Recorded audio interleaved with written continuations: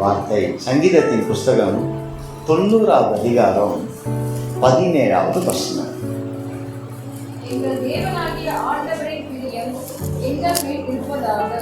எங்கள் கைகளின் கிரியை எங்களிடத்தில் உறுதிப்படுத்தும். ஆம், எங்கள் கைகளின் கிரியை எங்களிடத்தில் உறுதிப்படுத்தி அருளும். திரும்ப அழகா வாசிங்க. எங்கள் தேவனாகிய ஆண்டவரின் பிரியம் எங்கள் மேல் இருப்பதாக. எங்கள் கைகளின் கிரியை எங்களிடத்தில் உறுதிப்படுத்தும். ஆம், எங்கள் கைகளின் கிரியை எங்களிடத்தில் உறுதிப்படுத்தி அருளும். Confirmation, reconfirmation. இப்போ சொல்லுங்க, நான் சொல்லுங்க. எங்கள் தேவனாகிய ஆண்டவரின் பிரியம் இயேசுவே உம் பிரியம் என் மேல் இருப்பதாக. இயேசுவே என் கையின் கிரியையை என்னிடத்தில் உறுதிப்படுத்தும். ஆம் இயேசுவே என் கைகளின் கிரியை என்னிடத்தில் உறுதிப்படுத்தியாகும். அல்லேலூயா, அல்லேலூயா. ஆண்டவர் இந்த நாள்ல நம்ம பார்த்து கொண்டிருக்கிறார். நம்ம உழைக்கிற உழைப்பை அவர் பார்த்து கொண்டிருக்கிறாருங்க. உன் உழைப்பு ஒரு நாளும் வீண் போகாது. காலையிலிருந்து இந்த நிமிஷம் வரைக்கும் எங்கேயோ போயிட்டு கஷ்டப்பட்டு ஏதோ ஒரு வேலை பார்த்துட்டு வந்திருக்கிறோம் இல்லையா? ஆனால் அந்த சம்பாத்தியம் கையில் இல்லைன்னா, சம்பாதிச்சுட்டு வந்தது வீட்டுக்குள்ளேயே வராமல் போச்சுன்னா உழைப்பு வீண் தான் இல்லையா? ஆனால் இன்று தேவன் சொல்லக்கூடிய ஒரு காரியம், இனி உன் உழைப்பு வீண் போகாது. அல்லேலூயா, உன் உழைப்பு வீண் போகாது. இங்க இந்த பகுதி பார்த்தீங்கன்னா மோசே எழுதினார் அப்படின்னு ஆராய்ச்சியாளர்கள் சொல்றாங்க. தன்னுடைய இஸ்ரவேல் ஜனங்கள் படுகிற பிரயாசம் பயங்கரமா வேலை பார்க்குறாங்க. ஆனால் அவங்களுக்கு கிடைக்கிறதோ அற்பமான காரியங்கள் தான். அற்பமான காரியங்கள். நாள் முழுக்க சொல்லுவோம் இல்லையா, பிரதர் நான் காலையில் போனோம் பிரதர், நைட்டு 11 மணிக்கு தான் வீட்டுக்கு வரேன், ஒன்றும் சொல்கிறதுக்கு இல்லை, ₹1 இல்லை வரும்போது. ஆனால் நான் ஓடிக்கிட்டே இருந்தேன். இதை தொட்டு அது ரிப்பேர், அதை தொட்டா இது ரிப்பேர். மாத சம்பளத்துக்கு போகிறவங்க என்ன சொல்லுவாங்கன்னா, 31 நாள் கஷ்டப்பட்டு வேலை பார்க்குறேன், ஆனால் சம்பளம் 5ஆம் தேதிக்குள்ளேயே 10ஆம் தேதியை தாண்டதே பெரிய விஷயமா இருக்குது. அப்படி தாண்டிடுச்சுன்னா அதை விட எனக்கு கிருபை வேறு எதுவுமே இல்லைங்கிற நிலையில் யாராவது இருப்பீங்கன்னா, இனி 10ஆம் தேதி அல்ல, 31 தாண்டி அதுக்கு அடுத்த மாதம் 31 நீங்கள் சம்பாத்தியம் உங்கள் கையில் இருக்க போது. அல்லேலூயா. ஏன்னா இந்த ஜெபத்தை இது நாள் வரைக்கும் நம்ம ஏறெடுக்கலை. இதை கிளைம் பண்ணி ஜெபிக்க ஆரம்பிச்சிட்டோம்னா ஆண்டவர் நம்மளை ஆசீர்வதிக்க ஆரம்பிச்சிடுவார்.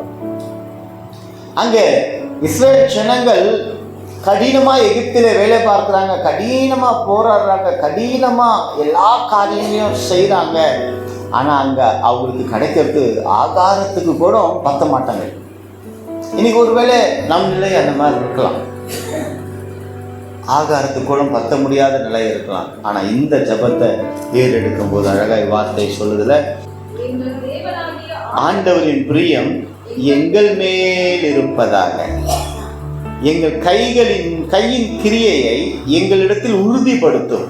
ஆம், எங்கள் கைகளின் கிரியையை எங்களிடத்தில் உறுதிப்படுத்தி அருளும். கையின் கிரியை. அப்ப கையின் கிரியையை உறுதிப்படுத்தி அருளும் ஆண்டவரே நம்ம ஜெபிக்கும் பொழுது இந்த வார்த்தை, இந்த வசனத்தை வீட்டில் எழுதி வச்சுக்குங்க. அப்போ ஆண்டவரே உங்க பிரியம் என் மேல இருப்பதாக ஆண்டவரே அப்படின்னு சொல்லிட்டோம்னு வச்சுக்கோங்களேன். நண்பர்கள் 2 பேர் இருக்காங்கன்னு வச்சுக்கோங்க. ஒரு நண்பன் இன்னொரு நண்பன் மேல பயங்கரமா பாசம் வச்சுட்டான். இப்ப வெளியில எங்கன்னா போறாங்க. அப்போ பாசம் வச்ச நண்பன் தன்னிடத்துல இருக்க எல்லாத்தையும் டூருக்கு போகும்போது அந்த நண்பனுக்கு கொடுப்பான். நீங்க கொடுத்துருப்பீங்களா? அந்த மாதிரி உங்க ஃப்ரெண்டுக்கு டூருக்கு போகும்போது உங்களுக்கு ஒன்று வாங்குவீங்க, உங்க ஃப்ரெண்டுக்கு ஒன்று வாங்குவீங்க. வாங்கியிருக்கிறீங்களா? சில பேர் முகங்கள் சொல்லப்படுகிறது, நான் ஏன் வாங்கணும், அவன் வாங்கிட்டு வருவான், நான் அவன் கிட்ட வந்து வாங்கிடுவேன். சில முகங்கள் அப்படியாக பிரதிபலிக்கிறது. என்னவா இருந்தாலும் சரி, அந்த பிரியம் இருக்குதுல்ல, அந்த நண்பனுக்கு இன்னொரு நண்பன் மேல பிரியம் இருக்குல்ல, கொடுக்கல் வாங்கல் ஒரு பிரியம் இருக்கு இல்லையா? அப்ப இன்னைக்கு இந்த காரியம், இந்த வசனம் நம் வாழ்க்கையில கிரியை செய்வதாக.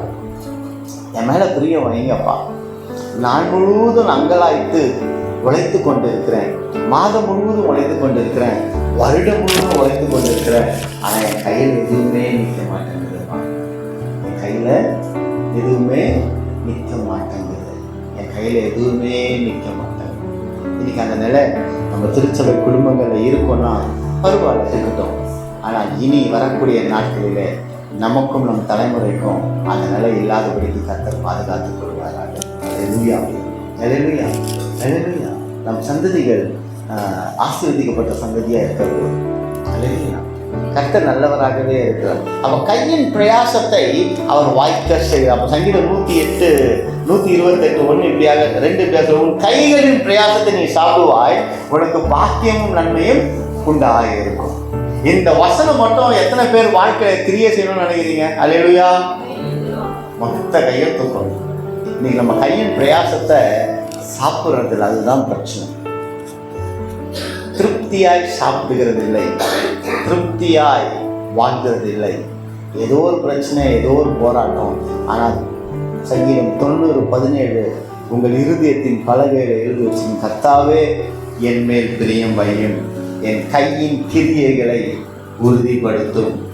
ஆம், என் கையின் கிரியைகளை உறுதிப்படுத்தி அருளும் அப்படின்னு சொல்லும் பொழுது நம்மளுடைய சம்பாத்தியங்கள், நம்முடைய காரியங்கள் எல்லாம் அவருக்கு உகந்ததாக இருந்து நாம் படுகிற பிரயாசம் விருதாவாய் போகாதபடிக்கு கையின் பிரயாசத்தை நீ சாப்பிடுவாய் என்கிற வசனம் கிரியேஷன்.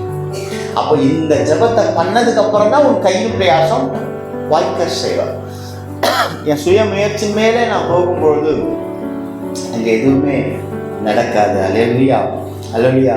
தேவனுக்கு தெரியுங்க நம்ம எவ்வளோ கஷ்டப்பட்டு வேலை பார்க்கணும்னு தேவனுக்கு தெரியும், எவ்வளோ பாடுகள் அனுபவிக்கிறோம்னு தேவனுக்கு தெரியும், எவ்வளோ கண்ணீர் சிந்துறோம்னு அப்பாவுக்கு தெரியும். ஏன்னா நம் உழைப்பை அவர் கண்ணோக்கி பார்த்து கொண்டிருக்கிறார். உங்கள் அலைச்சலை, உங்கள் வேலையின் வலுவை அவர் பார்த்து கொண்டிருக்கிறார். யாரும் பார்க்கலனாலும் பரவாயில்ல, கவலைப்படாதீங்க. ஒருவர் பார்த்து கொண்டிருக்கிறார். அவர் பார்த்து கொண்டிருக்கிறது எதுக்குன்னா உன்னை அழ வைக்கிறதுக்காக அல்ல, உன் கையின் பிரயாசத்தை சாப்பிடுவதற்காக. இல்லையா? இந்த 90:17 நீங்கள் அப்படியே எழுதி வச்சுக்கோங்க வீட்டில் கூட. அனுதினமும் சொல்லுங்க, கிளைம் பண்ணுங்க, கிளைம் பண்ணுங்க, கிளைம் பண்ணுங்க. இஸ்ரேல் ஜனங்கள் எகிப்தில் இருக்கும் பொழுது அந்த கூப்பாடு, ஐயோ நாங்கள் செங்கல் இருக்கிறோம், எல்லாம் பண்ணுறோம், ஆனால் வேலை பார்த்து முடிச்சு ஆகாரத்துக்கு வேற நாங்கள் அலைந்து திரிகிறோமேன்னு வேதனை அடையும் பொழுது அந்த வேதனைக்கு பதில் ஒரு நாள் வந்தது. ஒரு நாள் அவர்கள் தேசத்தை விட்டு, எகிப்தை விட்டு கிளம்பும் போது எந்த கைகளிலே ஆகாரத்தை பொறுக்கி கொண்டார்களோ அந்த கைகளிலே அவர்கள் கேட்டதை எகிப்து ஜனங்கள் அவரிடத்துல கொள்ளை பொருளாக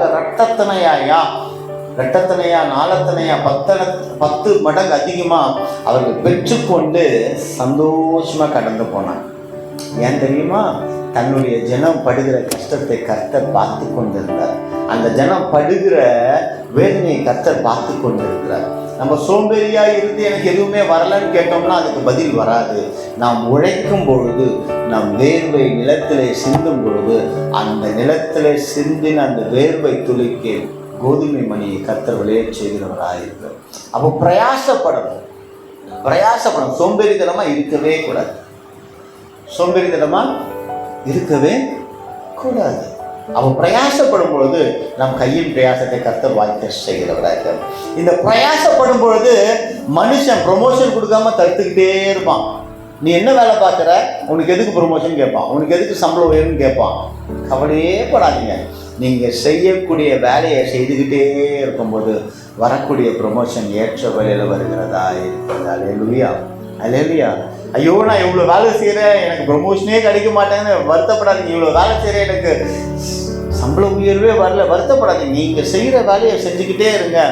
ஒரு நாள் வரும், நீங்கள் இழந்ததை இரட்டிப்பாய் பெற்றுக்கொள்ளக்கூடிய நாள். அந்த நாளில் இரட்டிப்பாய் பெற்றுக்கொண்டு தான் உங்களை கடந்து போக விடுவாரை தவிர வெறும் கையை ஆண்டவர் கொண்டே போக மாட்டார். அல்லேலூயா. ஆதியாகமத்தின் புஸ்தகம் 31:24 வாசிங்க.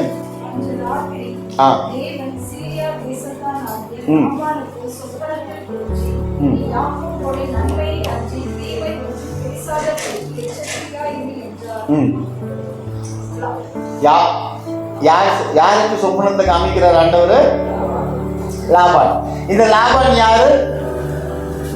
யாக்கோபுனுடைய மாமன். 10 முறை சம்பளத்தை மாத்துறாரு. அப்போ லாபானோட எண்ணம் என்ன? யாக்கோபு கிட்ட பயங்கரமா வேலை வாங்கணும், யாக்கோபை பயங்கரமா புழியணும், ஆனா சம்பளத்தை மட்டும் 10 முறை மாத்திக்கிட்டே இருக்கிறார். 10 முறை மாத்திக்கிட்டே இருக்கார். யாக்கோபு வேணா ஏசாவை ஏமாத்தலாம், ஆனா லாபானை ஏமாத்தல. 10 முறை சம்பளம் மாத்தினாலும் அவர் என்ன பண்றாரு? அமைதியா வேலை செய்யறாரு. அமைதியா வேலை செய்யும் பொழுது அங்க அவங்க உடன்படிக்கை பண்ணுகிற விதத்துல அவங்களுக்கு என்ன நடக்குதுன்னா, யாக்கோபுக்கு கர்த்தர் நன்மையை அருளை பண்ணுகிறவராக இருக்கிறார். அல்லேலூயா, அல்லேலூயா. அங்கெல்லாம் இப்போ வேண்டாமா? எங்கெங்கெல்லாம் பொருள் தெரியுமா? எவ்வளோ கஷ்டப்படுறது தெரியுமா? உங்களுக்கு என்ன தெரியும்னு நீங்கள் வேணால் மனுஷங்கிட்ட கேட்கலாம். ஆனால் இறைவர் பாதத்தில் உட்காந்துட்டு, நான் இப்படியெல்லாம் அலையிறது உங்கள் இஷ்டமா, இப்படியெல்லாம் நான் வேதனைப்படுறது உங்கள் இஷ்டமா, இப்படியெல்லாம் நான் அசிங்கப்படுறது உங்கள் இஷ்டமான்னு இறைவன்கிட்ட கேட்க வேண்டிய அவசியம் இல்லை. ஏன்னா உங்களுடைய உழைப்பை கர்த்தர் கண்ணோக்கி பார்த்து கொண்டு இருக்கிறார். உழைக்கிறவரை கர்த்தர் உயர்த்தியே தீருவாருங்க. உழைக்கிறவனை கர்த்தர் உயர்த்தியே தீருவார். உழைக்கிறவனை கர்த்தர் உயர்த்தியே தீருவார். அதனாலதான் அவரு ஆண்டவருக்கு உழைக்கிறவனை ரொம்ப பிடிக்கும். உழைக்கிறவனை ரொம்ப பிடிக்கும். சோம்பேறியே, நீ எறும்பின் இடத்துல போய் கத்துக்கொள்ளுங்கிறார். எறும்பு மழைக்காலம் வருகிறதை முன்குறித்தே அறிந்து அந்த வருஷம் ஃபுல்லா அது வேலை பார்க்கும். தன்னுடைய ஆகாரத்தை சேமித்து வைக்கும். எறும்பு இடத்துல கத்துக்கோன்னு சொல்றாரு. எறும்போட குட்டி குட்டியா இருக்கிற அந்த எறும்போட நம்மளை கம்பேர் பண்றாருன்னா, நம்மளை விட அந்த எறும்பு ஆண்டவர் பார்வையில கனம் பெற்றதா. உன் கையை முடங்கி கொண்டு உறங்காதேன்னு நீதிமொழிகள்ல சொல்லப்பட்டிருக்கும். இன்னும் கொஞ்சம் நான் நித்திரை பண்ணட்டும், இன்னும் கொஞ்சம் நான் போஜனம் பண்ணட்டும், இன்னும் கொஞ்சம் நான் உறங்கட்டும். ஆண்டவரோட பிள்ளை உறங்க வேண்டிய நேரத்துல உறங்கணும், வேலை பார்க்க வேண்டிய நேரத்துல வேலை பார்க்கணும். வேலை பார்க்க வேண்டிய நேரத்தில் தூங்கிட்டோம்னா உயர்வு வராது. படிக்க வேண்டிய நேரத்தில் தூங்கிட்டோம்னா ரிசல்ட் வராது.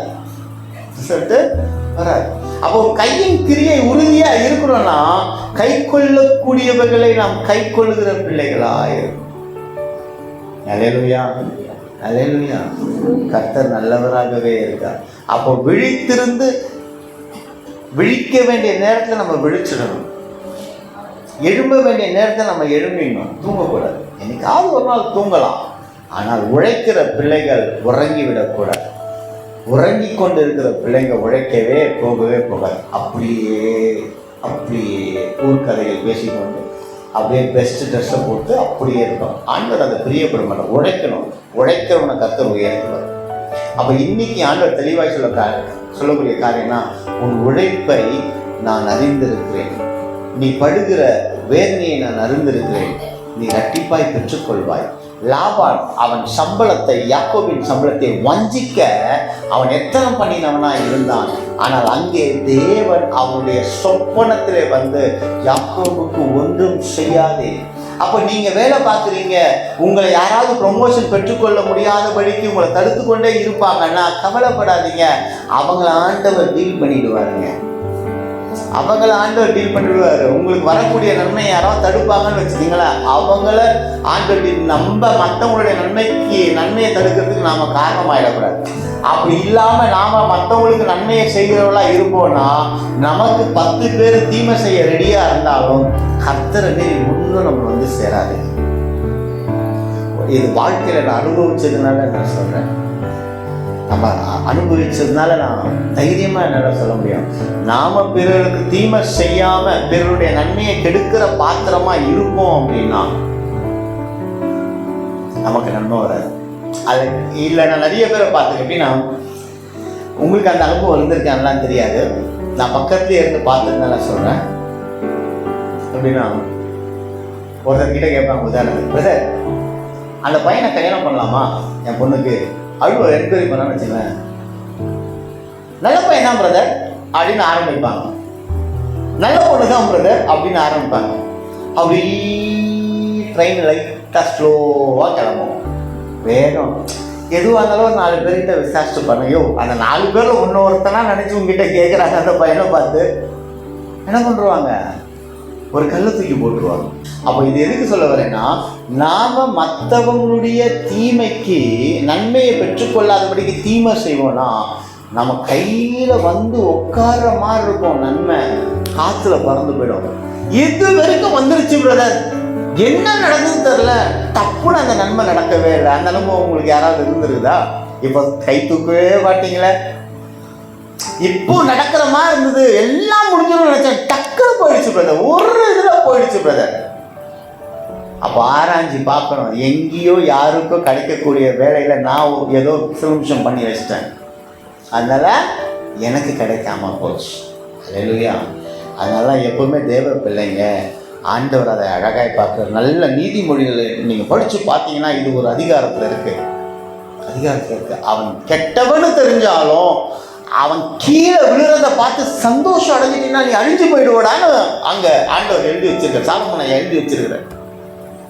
அவன் கெட்டவன் தான், ஆனா அவன் கீழே விழுறத பார்த்து நீ சந்தோஷப்பட்டீங்கன்னா தேவன் பார்க்காம இருப்பாரா? பாப்பாரு. அவன் அழிஞ்சு போறத பார்த்து நீ சந்தோஷப்படுவானா? தேவன் பார்க்கிறாரா? உனக்கு அது அழிவா மாறிடும்டா. ஐயோ, அந்த சாபத்துக்கு ஆளாகாத. அவன் கெட்டவனா இருந்துட்டாலும் அவனுக்காக நீ ஜெபம் பண்ண முடியலனாலும் அவன் கீழே விழுந்ததை பார்த்து நகைச்சிடாத, கிண்டல் பண்ணிடாத. நமக்கு அது சாபமாகி முடியும். அழகா இல்லை போட்டிருக்கோம் அந்த வார்த்தைகள் எல்லாம் அப்படியே ஒன்று ஒன்றா. அப்போ அங்கே லாபான் யாக்கோபுக்கு வஞ்சனை செய்கிறவனா இருக்கான். தேவன் அங்கே போய் நின்று என் மகனுக்கு எதுவும் செய்யாத. இது எனக்கு பிடிச்ச ஒரு விஷயம் என்ன தெரியுமா? ரொம்ப பிடிச்ச ஒரு விஷயம். 31:42 வாசிங்க.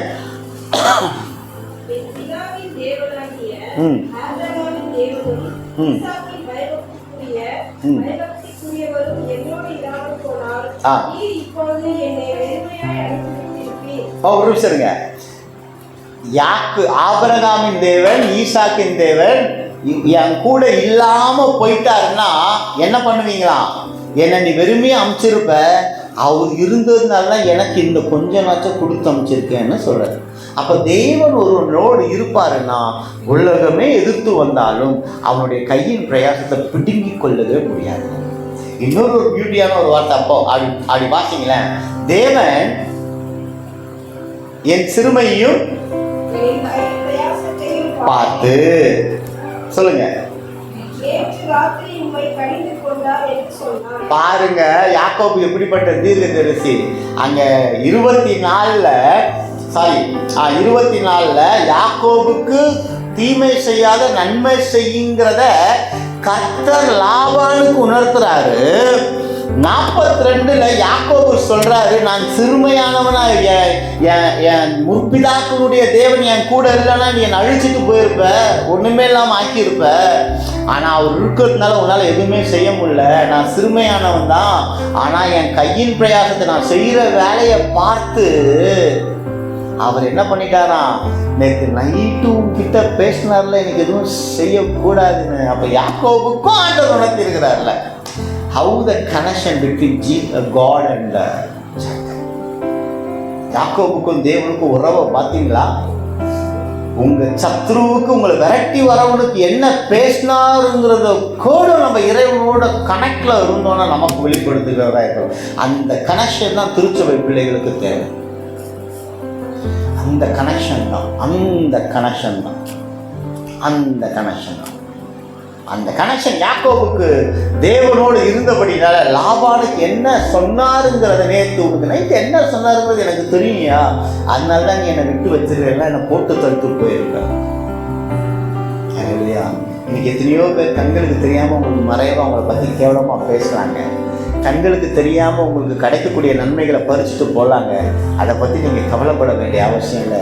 ஒரு நாள் வருகிறது, அவர்கள் கண்களுக்கு முன்பாகவே அவர்கள் தடுத்த நன்மைகள் உங்கள் கையை பெறுகிறதை அவங்க பார்த்து வெட்கப்பட்டு தலை குனிவாங்க. அதனால நாம் எப்படி இருந்தோம்னா, நாம் பிறருடைய நன்மையை தடுக்கிற பிள்ளைகளாக இருக்கக்கூடாது. அவங்களுடைய நன்மை அவங்களுக்கு கிடைக்கட்டும். அவங்க ஆசீர்வாதமாக இருக்காங்களா, சந்தோஷம். எனக்கு ஏன்பா அவங்க என்னென்னலாம் பண்றாங்க பாருங்க, எனக்கு ஏன்பா இது கிடைக்கல நம்ம கேட்கவே கூடாது. எனக்கு ஏன் கிடைக்கல, யோசுவா அழகா செய்வார். ரட்டுடுத்தி என்ன இந்த பிரச்சனைன்னு கேட்கும்போது அங்கே அந்த விக்கிரகத்தை வந்து கூடாரத்தில் வச்சிருக்கோம், கூப்பிடுறா அவரை அப்படின்னா. அப்போ நம்ம ரட்டுடுத்தி உட்காரும்போது நம்ம தவறுகளை ஆண்டவர் என்னப்பா செய்யணும் சொல்லுங்கப்பா, என்னப்பா நான் செய்யணும் சொல்லுங்கப்பான்னு காத்திருக்கும்போது என்ன செய்யணுமோ அதை சொல்லுவார் இல்லையா? அப்போ இன்னைக்கு கஷ்டப்பட்டு நம்ம உழைக்கிறோம், ஆனால் விருதாவாய் போகுது. ஆனால் தேவன் சொல்லுகிறார், உன் கையின் பிரயாசத்தை நான் வாய்க்க செய்வேன். கவலை வேண்டாங்க, கவலை வேண்டாம். நாள் முழுக்க உழைச்சிட்டு, மாதம் முழுக்க உழைச்சிட்டு, டெய்லி கஷ்டப்பட்டு ஒன்றுமே இல்லாமல் இருக்க நம்மை பார்த்து சொல்கிறாரு, நீ கவலைப்படாத, உன் கையின் பிரயாசத்தை நான் வாய்க்க செய்வேன், கையின் பிரயாசத்தை வாய்க்க செய்வேன். அப்போ சங்கீதம் 90வது அதிகாரம் 17வது வசனத்தை போல என்ன சொல்லினா, எங்கள் தேவனாகிய ஆண்டவரிடத்தில் பிரியம் எங்கள் மேல் இருப்பதாக, பிரியம் எங்கள் மேல் இருப்பதாக, எங்கள் கையின் கிரியை எங்களிடத்தில் உறுதிப்படுத்தும். ஆம், எங்கள் கையின் கிரியைகளை உறுதிப்படுத்தி அருளும் என்று ஜெபிக்கும் பொழுது 10 ரூபா சம்பாதிச்சா 10 ரூபா கையில் நிற்கும், 100 ரூபா சம்பாதிச்சா 100 ரூபா கையில் நிற்கும், 1,00,000 ரூபா சம்பாதிச்சா 1,00,000 ரூபா கையில் நிற்கும். இந்த நிமிஷம் வரைக்கும் நம்ம 1000 தவறுகள் பண்ணியிருக்கலாம், ஆனால் இந்த ஜெபம் ஏறெடுத்ததுக்கப்புறம், இந்த வசனத்தை வாசித்ததுக்கப்புறம் நம் கையின் பிரயாசத்தை அவர் வாய்க்க செய்கிறவராக இருக்கிறார்.